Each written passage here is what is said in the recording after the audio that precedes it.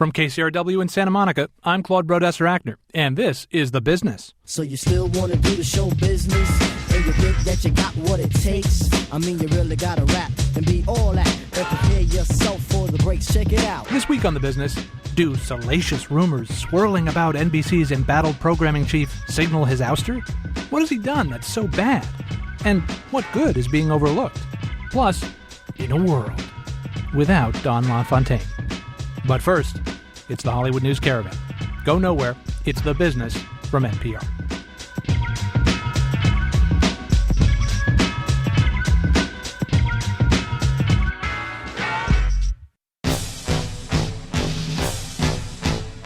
Hollywood's Geiger counters started clicking loudly after Wall Street's reactor core began an accelerated meltdown last week.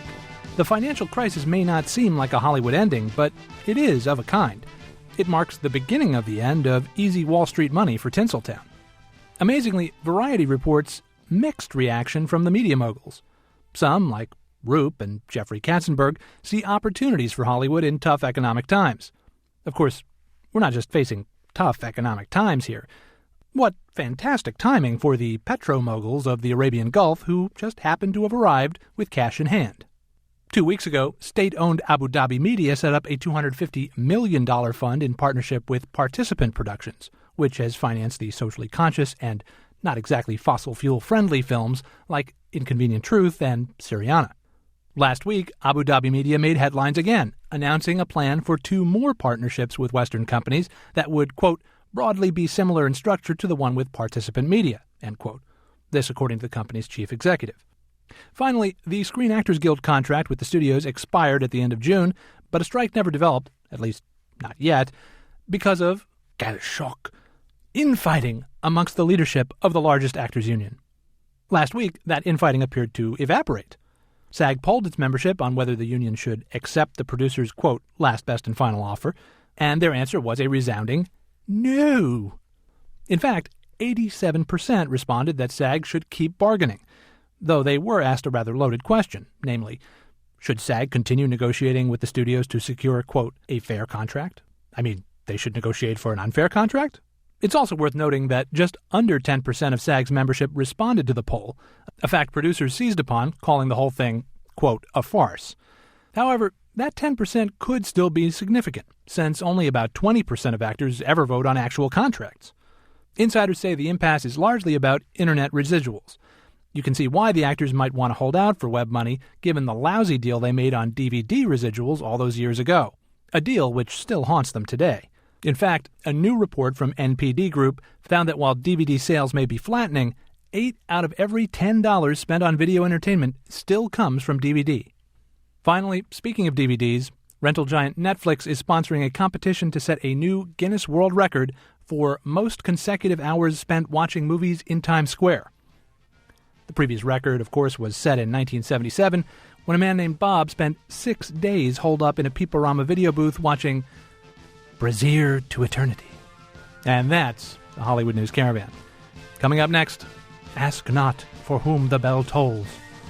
It tolls for thee, Ben Silverman. In May of 2007, a guy named Ben Silverman was hired as the new programming chief of the woeful NBC network. The move seemed inspired. After all, he appeared to be a programming genius. Silverman had brought The Office and Ugly Betty to the States and had a finger in importing American Idol as well. He'd produced successful reality shows like The Biggest Loser and produced Showtime's period drama, The Tudors. But Silverman never had to deal with the politics of running a network. He was known to be a very ADD type of guy and had a reputation for fast living. More significantly, his production company, Reveille, was still doing a lot of business with NBC, leading to claims of conflict of interest. Less than a year and a half after he ascended to the peacock throne, the town is clucking about a premature plucking. Are rumors of his demise greatly exaggerated? Has he gotten a raw deal? Has NBC? Kim Masters is NPR's entertainment business correspondent. Kim Masters, welcome back to The Business. Thank you. So Ben Silverman's persona and his background are very different from most normal, if we want to use that word around Hollywood, than most normal network television chiefs. How is he different? And what does that say about how things were going at NBC when they chose to hire someone that different? Well, I think when Jeff Zucker chose to hire him, they were sort of chasing a guy they perceived as a young, hot talent, which is dangerous in this business because you're not sure what you're going to get. He is a guy who had a big reputation as a party boy. He was a producer, talent-friendly. He was very different. I remember when he was first going to come and appear before the television critics when they gather annually, we were wondering if he would actually put on a jacket or a tie. And, most of the network chiefs are pretty sober, adult-type men. Not to suggest that he's a drunk. But by sober, you mean serious. Carefully. Yes, I mean, serious. And, of course, when he showed up, it was jacket but no tie. Yes, he compromised with the powers that be, I think. So what kind of shape was NBC in such that they had to go get this kind of guy? Well, they haven't been in good shape for a long time. Their great shows aged, like Friends is the most famous one, and they groped and tried to find a replacement and didn't succeed for a long time. And then they tried all sorts of stunts or some sort of programming gimmick. But basically, NBC just couldn't find that new hit. They had some stuff like that worked, but a lot of stuff that didn't. So he seemed like a guy who could get NBC back into something other than the basement. But he'd never done anything like this before. He started out really as a talent agent and then sort of selling formats, right? Exactly. I mean, basically, here's the show that we have on in Britain, and you're going to have it now in the States. And, right. And he would make those deals happen. And, famously coupling the British sitcom, that was such a debacle. Yes. And the then head of NBC, Kevin Riley, gave him a chance with The Office and championed The Office and ended up getting thrown out of his job as a payback. Be careful who you're nice to. Yes, exactly. But Mr. Silverman was already astonishingly rich. I mean, I understand from various reports that he's made as much as $30 million just from selling The Office to NBC. So why would he take a job as head of a network where there seems to be so much public attention, so many slings and arrows? It seems like he has a lot more to lose than to gain, right? If I have to guess, I'd guess hubris. Or maybe, if you want to put it more benignly, he thought it might be fun or it might be challenging. Ben Silverman makes a very impressive presentation. He's quite a salesman. And despite this kind of hyperactive affect of his, he can really seem to sort of fire out numbers and fire out ideas. And I can see where he might have thought, I can do this. I noticed when I interviewed him when he first got the job that whenever he talked about any of his shows, he was talking about I did The Office. I brought Ugly Betty. I did the Tudors on Showtime. And you sort of thought, really? All by yourself? And so he talked about his love of television as a boy and his admiration for Norman Lear and All in the Family and what a wonderful social thing that was. And he hasn't done much of that in the job, but I think he kind of thought it would maybe that it would be easier and less demanding than it turns out to be. Was there anything about his transition into the Peacock executive suite that set the tone for his tenure? First of all, there was immediate speculation on the internet as to whether or not Ben Silverman was going to pass his drug test and whether or not they were delaying to see whether Ben had a chance to make sure he would pass the drug test. And that was, there's been so much speculation about this. And then, of course, there was the pre-Emmy party that he gave where there was literally a tiger at this house. And he has all sorts of – there were parties with these scantily clad models. And, he had this reputation. He would wear a marijuana leaf emblem on his shirts. So he definitely not only had a reputation but kind of stoked that reputation as he came into the job. So let's talk about the first few days, even leading up to his hire. What happens or what goes wrong? Well, the story leaks, and it seems that the deal isn't quite done, and there's great haste on NBC's part to get this deal cobbled together, and that deal has been fraught with problems. And meanwhile, Kevin Riley, the well-liked and well-regarded head of NBC Entertainment at that time, was reading about this without having been told. And so there was a certain amount of resentment in the community that this person who's perceived as sort of an extraordinarily fortunate young man ousted someone who I think people felt was well regarded, as I said. So let's talk about this financial relationship that Ben Silverman has to NBC just before his hire. He owns at the time a company called Reveille, which has subsequently been sold for $200 million. But at the time, it is really kind of a nettlesome issue in his hire. Why? What's the problem? What does it set him up for criticism for? Well, he wants to hold on to his interest in this company, and NBC stunningly lets him. And they work out some sort of trust arrangement, but there were gigantic gaping loopholes where he stood to profit financially from shows that he was putting on NBC's air. You say stunningly why? Because NBC is part of GE, which is not only a publicly held company where conflicts of interest are supposed to be frowned upon, and GE is supposed to be one of the more rigorous enforcers of the rules in these situations. And this, that you can look it up, as they say. There are any number of ethics professors who have been interviewed about this. This was just an astonishing decision because not only was he allowed to keep an interest in this company, but they supposedly set up some kind of committee. They've declined to tell me exactly how big this committee is and who's on it. But Ben Silverman, they will confirm, he is on it. So he is participating in a review of decisions that directly affect whether or not his own pocket is lined. In other words, he is both salesman and buyer. He is salesman and buyer. And what has happened in the community is that people began to see a lot of Reveille shows get picked up on NBC's air, including some that Kevin Riley had passed on when he was running the network, even that Zucker had passed on. American Gladiators was a show that I was told that Zucker had personally passed on, suddenly was back. Another example of that is Kath and Kim, which is about to premiere and was dead in the water, shelved by Kevin Riley. And this was a show that not only was picked up by Ben Silverman, NBC under Ben Silverman, which he owns a piece of, but it was greenlighted without a pilot. Now, this is something that NBC has been trying to sell to the public as the new way of doing business in television. We are greenlighting series without a pilot. What we hear is Kath and Kim, we'll see when it goes on the air, has not gone nearly as well as NBC might have hoped and maybe turn out to be a real case study in why we have pilots. So, to allow someone to say, I'm going to order a series that I am going to profit from and sell it to myself, that is not the usual thing in television.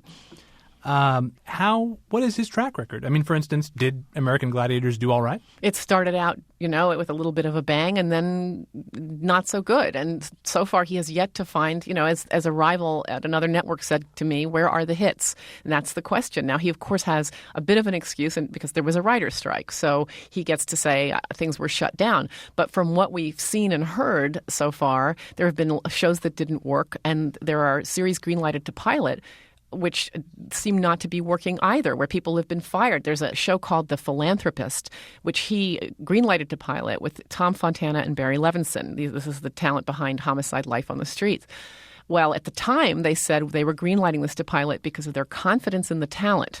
But they pushed the talent off the project before they even shot it. They said it was too dark. So I asked Ben Silverman myself, were you confused about who Tom Fontana is? What about Tom Fontana's past work would lead you to believe that this show wouldn't be edgy and gritty? And Oz was a very lighthearted look at Yes, American it was prison hilarious, life. Wasn't it? Very amusing. So his answer was, I greenlighted on the basis of the script. And I said to him at the time, as you know, I work for NPR. I said the marvelous thing about radio is that I don't have to tell you what you said. I can let you listen to what you said when you greenlighted the show. If you're just joining us, we're talking to NPR's entertainment business correspondent, Kim Masters, about NBC's embattled network chief, Ben Silverman. So these accusations of conflict of interest, first of all, I want to ask you, do you think they've hurt him? I think that there is certainly a perception in the community. I've heard that you would take a show, if you want to get it on NBC's air, you take the show to Reveille instead of going directly to NBC. And I think that does hurt, yes. The second question is the realpolitik question, which is, in success, will these accusations matter even if they're true? Of course they would not. I mean, in success, everything would be forgiven, as it was in the days of indecent exposure when there was embezzlement and everybody wanted to forget about it and there was that inconvenient breaking of the law. So, yes, of course, in success, everything in this town, everything, I mean literally everything is forgiven. However, I think the feeling in the town is that nobody's convinced that success is going to happen. And I think the feeling is much more strongly that there will be the opposite of success leading to his exit from the company. Now, there's a few vapor trails over some people's heads here. I'm going to ask you to explain what you mean when you say indecent exposure, because not everyone has your sort of ecumenical knowledge of television history. Explain what you meant. Well, at the time, David Beagleman, who was running a studio, was found to have forged checks and stolen money, and he was successful. So the wish of the company was, again, a publicly held company, just let's not deal with this. And there was quite a struggle, and it's documented in a very fine book. But there are many cases where you see people who have done actually, I think, quite heinous things, and they are still working because of success.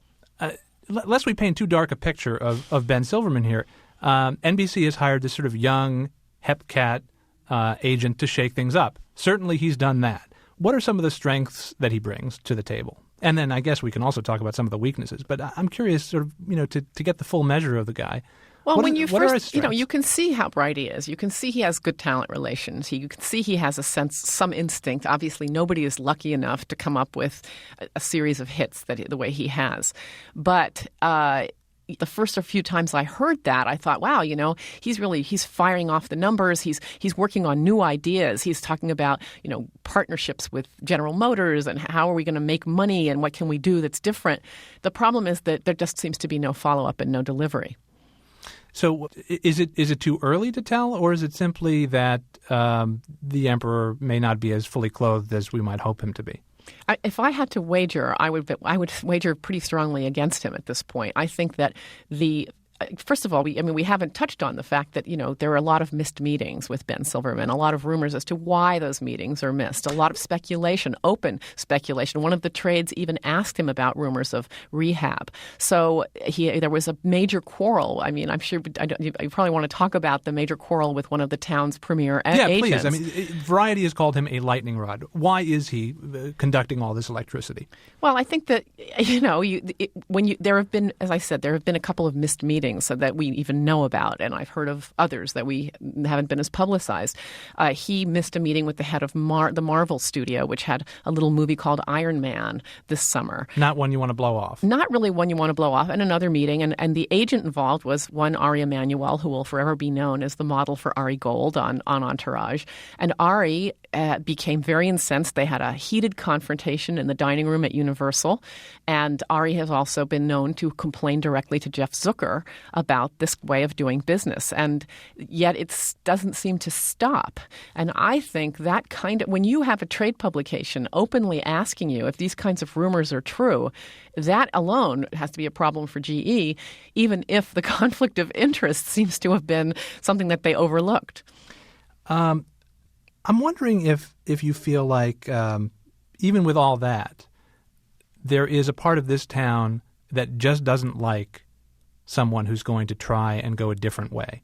To give the devil his due, everything you've said it may be well true, but he's also done things to shake up a business model that really was in deep trouble. Immense amounts of money were being spent on television pilots that would never see the light of day, and here comes a guy who says, look, let's not waste all this money. Let's not throw seed onto rock. Let's plant where there's fertile ground, and let's treat these things like they're almost like, in a sense, movies, where you're asking brands to become investors in something and say, here's Christian Slater, here's the script, are you in? And I think that there's a certain part of me that wonders, is there somebody, how should I say this? There's a certain part of me that wonders that they hate him just because he is trying things differently and threatening to upend the apple cart and to go about things in a totally different way. Is that part of it? Is that why he's so controversial? I think you're right. It's very valid and true that people have a way of doing business here. And look, even if the business stays the same, they're all incredibly competitive and vituperative and they say snarky things about each other. But the problem here is this stuff has to work. And if Kath and Kim doesn't work, and My Own Worst Enemy with Christian Slater, which is another one of these green-lighted straight to pilot, doesn't work or is expensive, goes through so many changes in personnel and problems that it's really expensive anyway, then I'm not sure that this new paradigm is going to be something other than a footnote to history. Coming up after a short break, more with NPR's Kim Masters about beleaguered NBC programming chief Ben Silverman. You're listening to The Business from NPR.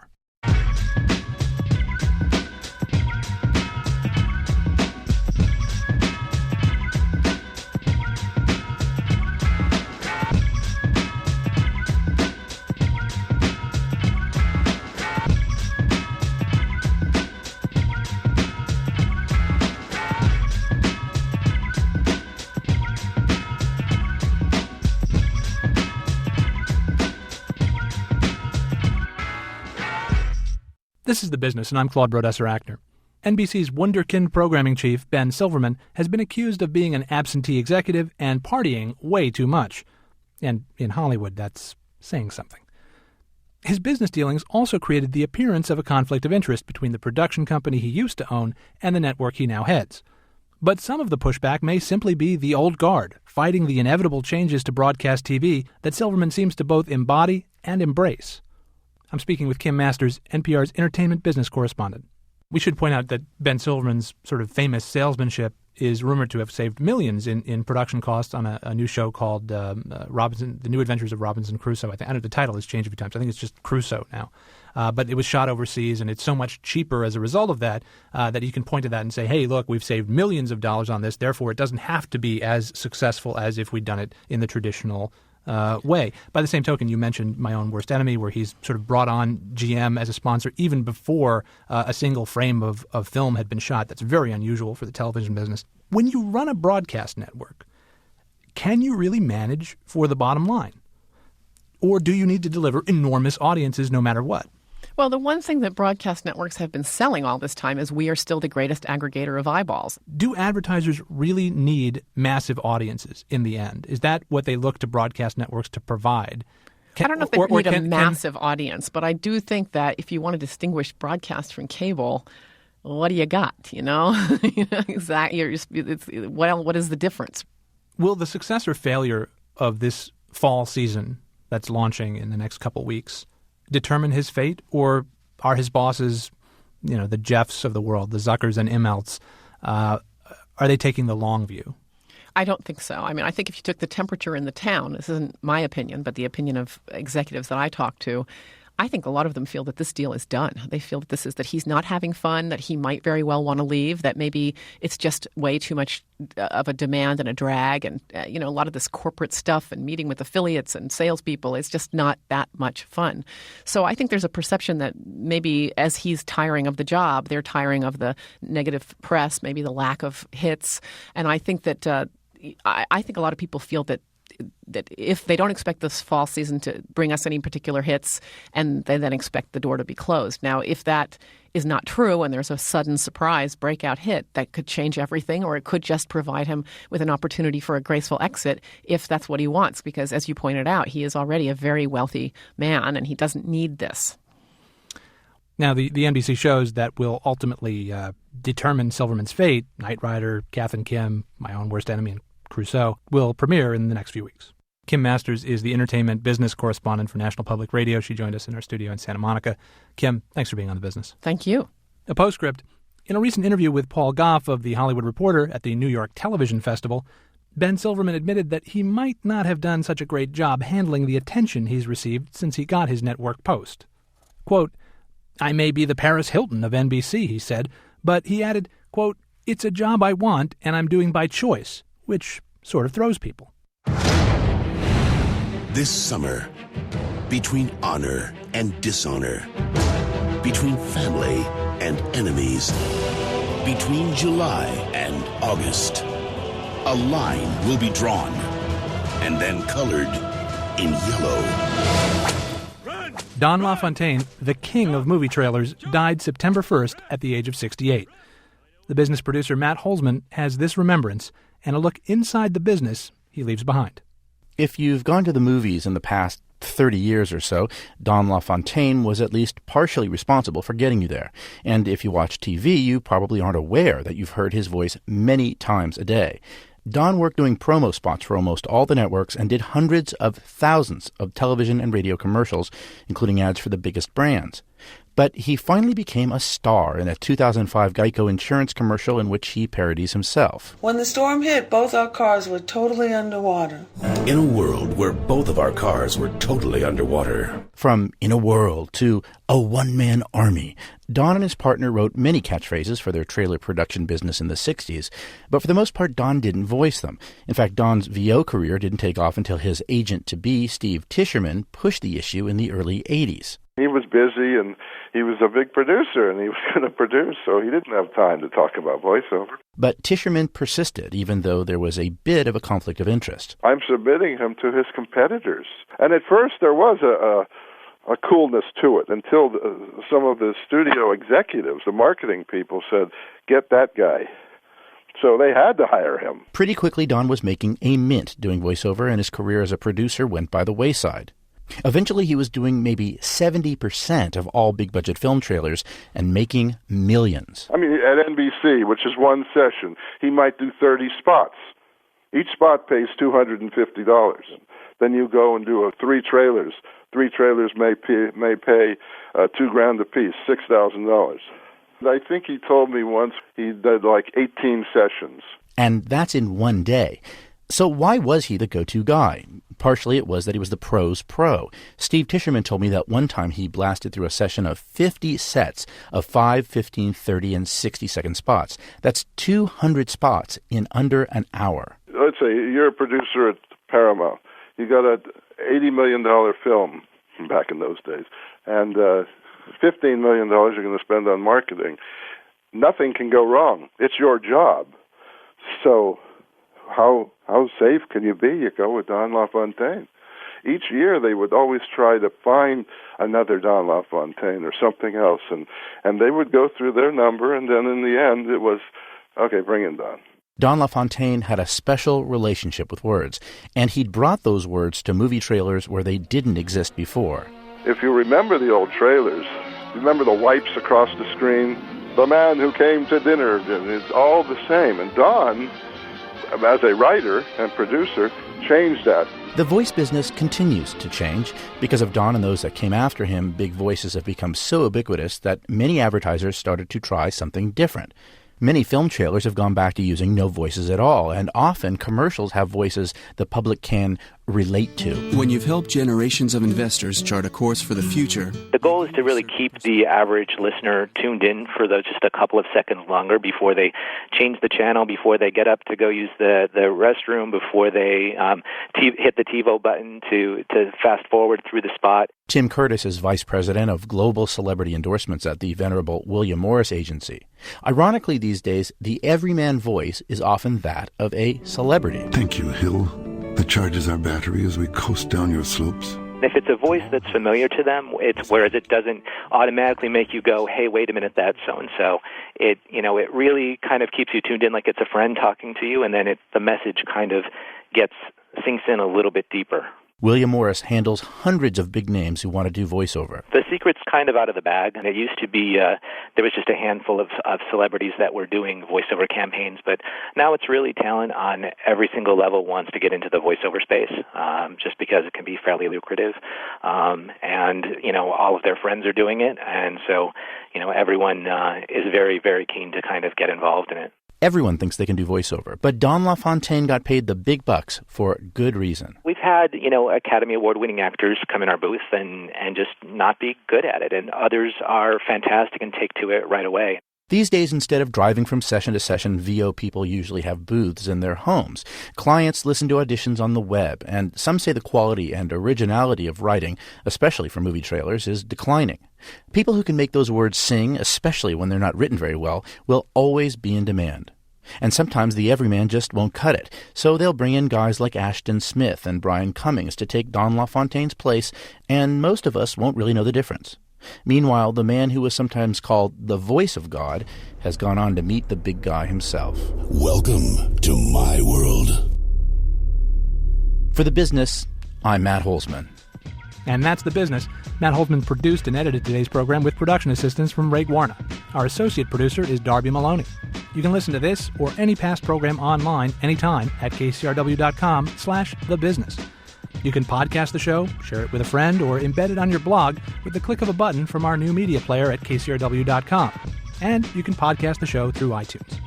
Our email address is thebusiness@kcrw.org. The Business is produced by KCRW Santa Monica and distributed by National Public Radio. I'm Club Rodessa Rackner. We'll see you next week on The Business.